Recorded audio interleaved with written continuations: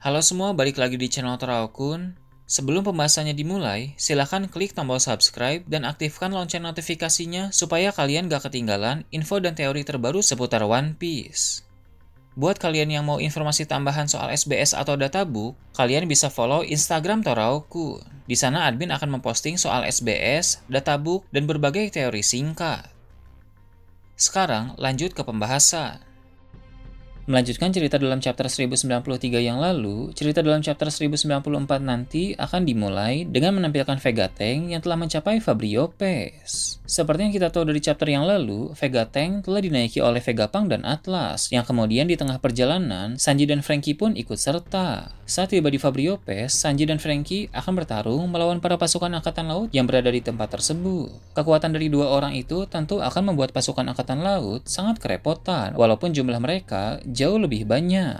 Sementara itu, Vegapunk akan mencari Jewelry Bonnie karena dia tidak ingin hal buruk terjadi kepada gadis itu. Mengingat dalam chapter sebelumnya Atlas telah berhasil mengambil alih Pasifista, maka para Pasifista pun akan kembali ke pihak Vegapunk. Mereka mendapat tugas untuk memusnahkan semua angkatan laut yang ada di Pulau Egghead. Sementara keadaan di Fabri Yopes kacau karena pertempuran, di bagian pantai Pulau Egghead pun situasi sangat menegangkan. Berhubung para Pasifista sudah kembali ke pihak Vegapunk, maka mereka melancarkan serangan kepada kapal-kapal angkatan laut. Gorosei Saturn yang sedang berada di dalam ruangan salah satu kapal pun terpaksa harus keluar. Saat ada Pasifista yang hendak melancarkan serangan ke kapal Saturn, dengan penuh kekesalan, sang Gorosei itu akan melancarkan suatu serangan misterius dari jarak jauh yang membuat Pasifista tersebut hancur seketika. Setelah itu, Saturn mengambil alih kendali para Pasifista. Seperti yang kita tahu, Gorosei menduduki posisi tertinggi dalam otoritas untuk memberi perintah kepada Pasifista. Maka dari itu, Saturn mampu merebut kendali para Pasifista itu dari Vegapunk. Hal ini tentu di luar dugaan Vegapunk dan Atlas. Sebelumnya, Atlas percaya diri bahwa Vegapunk dan para klonnya adalah pemegang otoritas tertinggi yang ada di Pulau Egghead. Namun, itu karena Atlas belum tahu bahwa salah satu Gorosei juga ada di sana. Ketika Pasifista di Fabri Yopes juga kembali menjadi musuh, maka hal tersebut membuat Vegapunk dan Atlas menjadi sadar tentang keberadaan dari Gorosei. Sebab, hanya para Gorosei saja yang mampu merebut kendali Pasifista dari Vegapunk. Mengetahui kedatangan Gorosei akan membuat Vegapunk sangat terkejut. Sepertinya ilmuwan jenius itu sedikit banyak tahu tentang kekuatan yang dimiliki oleh para Gorosei. Vegapunk tahu bahwa satu Gorosei saja sudah memiliki kekuatan yang sangat mengerikan. Dengan begitu, Vegapunk menjadi pesimis akan rencana pelarian dirinya. Dengan mengetahui kehadiran dari seorang Gorosei, maka Vegapunk berpikir bahwa kemungkinan untuk keluar hidup-hidup dari Pulau Egghead menjadi sangat kecil.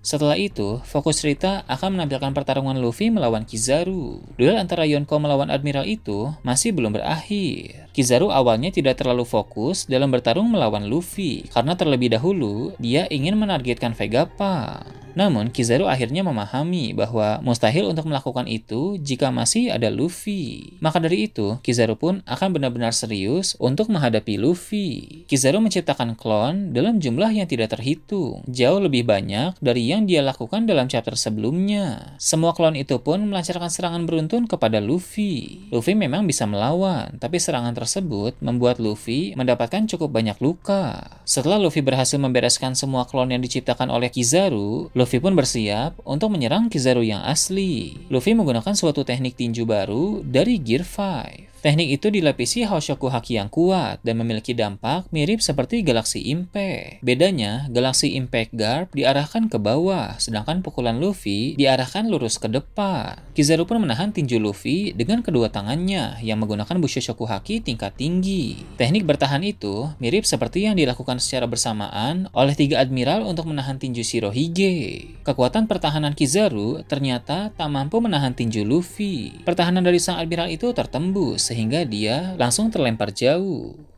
Cerita kemudian beralih ke tempat lain. Pulau Elbaf akan disorot, di mana Jaguar di Saul sedang berada di sana. Saul terlihat gelisah dan tampak ada suatu koran di atas meja di dalam ruangan tersebut. Hal itu menandakan bahwa Saul telah membaca berita di koran. Seperti yang kita tahu, di koran telah tertulis berita soal Luffy yang menyandra Vegapunk dan menantang perang angkatan laut di Pulau Egghead. Sao tidak langsung percaya pada koran tersebut karena dia yakin bahwa kelompok bajak laut yang dipilih oleh Robin tidak akan mungkin melakukan hal buruk semacam itu. Meski begitu, Pulau Egghead akan menjadi medan pertempuran antara bajak laut topi jerami melawan angkatan laut, sehingga hal tersebut bisa membuat Vegapunk dan Robin berada dalam bahaya. Sao mengenal Vegapunk karena dulu sang ilmuwan itu pernah membaca literatur dari Ohara yang disimpan di Pulau Elbaf. Sao pun kemudian memasuki istana kerajaan dan menghadap Raja Elbaf. Penampilan dari sang Raja Elbaf masih akan dimunculkan berupa siluet saja. Di sana, Sao menceritakan soal Vegapunk yang berpotensi bisa membantu Elbaf. Tapi sekarang Vegapunk sedang berada dalam bahaya di Pulau Egghead sehingga dia butuh pertolongan. Maka dari itu, Sao ingin meminta kepada Raja Elbaf agar mengirim pasukan ke Pulau Egghead. Ternyata berita itu sampai kepada Hajrudin, seorang penduduk Elbaf yang merupakan salah satu kapten divisi armada bajak laut topi jerami. Hajrudin pun akan mengajukan diri sebagai prajurit yang akan ikut serta ke Pulau Egghead. Lalu, cerita akan beralih ke kerajaan Kamabaka. Dragon mendapat kabar bahwa anggota pasukan revolusi yang hendak menghancurkan kapal suplai pemerintah dunia telah dibunuh. Sebelumnya, aksi menghancurkan kapal-kapal suplai berjalan lancar. Namun, kali ini sudah ada beberapa kegagalan yang memakan korban dari pihak pasukan revolusi. Hal itu bisa terjadi karena Ksatria Suci mulai bertindak. Seperti yang pernah Dragon katakan, perang yang sesungguhnya baru akan dimulai saat para Ksatria Suci mulai bergerak. Dengan mengetahui bahwa akhirnya Ksatria Suci telah beraksi, maka Dragon paham bahwa pertempuran akan segera dimulai. Meski begitu, pikiran Dragon juga masih terbebani soal Kuma yang tiba-tiba menghilang dan pergi ke Mary Joyce. Pada bagian akhir chapter, Kuma akan diperlihatkan. Usai menghilang dari hadapan Akainu, Kuma muncul di ruangan tempat Im Sama berada. Kuma masih dalam keadaan terluka, sehingga dia tidak bisa berteleport jauh ke Pulau Kamabaka. Maka dari itu, daripada tertangkap sia-sia, lebih baik dia langsung menargetkan sang pemimpin tertinggi. Belum diketahui apa tujuan Kuma di sana, namun tatapan Kuma terlihat tajam ke arah Im Sama. Ada kemungkinan Kuma ingin meledakkan diri di sana agar sang pemimpin tertinggi pemerintah dunia itu mati bersamanya. Kuma ingin mengakhiri perbudakan yang dilakukan oleh pemerintah dunia, dan cara terbaik untuk melakukan itu adalah menghancurkan kepala pemerintah dunia yang sesungguhnya, yaitu Im Sama. Meski begitu, Im Sama tidak akan mati semudah itu. Rencana peledakan diri Kuma pasti akan gagal, entah digagalkan oleh Im Sama sendiri atau oleh para Gorosei. Nah, itu tadi prediksi chapter 1094 dan kedepannya. Gimana menurut kalian? Silahkan tulis di kolom komentar di bawah. Oke, segitu aja untuk pembahasan kali ini. Jangan lupa like, share, dan subscribe untuk video menarik selanjutnya. Gue Toraukun, Shambles.